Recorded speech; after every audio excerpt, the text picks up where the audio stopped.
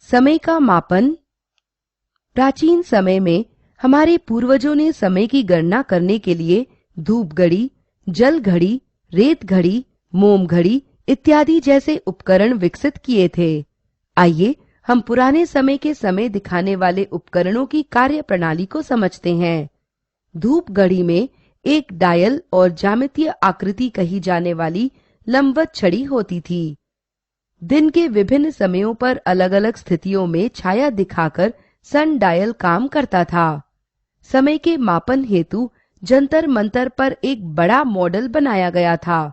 हालांकि सन डायल बहुत सही समय बता सकता था, लेकिन इसके मुख्य दोष निम्नलिखित थे। इनका इस्तेमाल सिर्फ दिन के समय में ही किया जा सकता है। बादल छाए रहने पर इनका इस्तेमाल नहीं किया जा सकता है। सन डायल के सीमित परिणामों से परेशान लोगों ने जल घड़ी का सहारा लिया। सबसे आसान जल घड़ी में छोटी छेद वाली कटोरियां होती थी।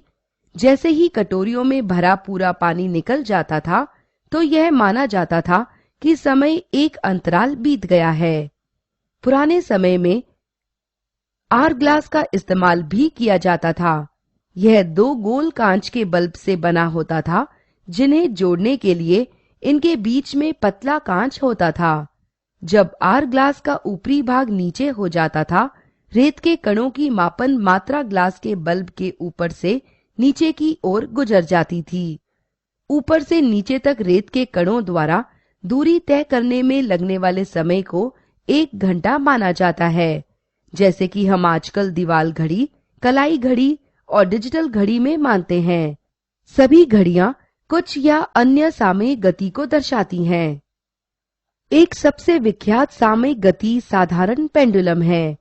साधारण पेंडुलम हेवी मॉस का एक तंत्र है, जिसे निश्चित हुक से स्ट्रिंग के माध्यम से लटके बॉब हैंगिंग के रूप में जाना जाता है। यह गति को दर्शाता है।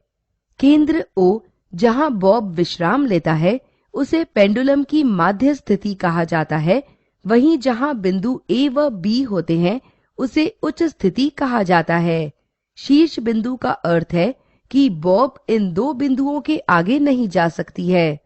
जब बॉब O से A की ओर बढ़ती है और फिर A से B की ओर बढ़ती है और फिर B से A की ओर वापस आती है, तो हम कहते हैं कि इसे एक स्पंदन पूरा कर लिया।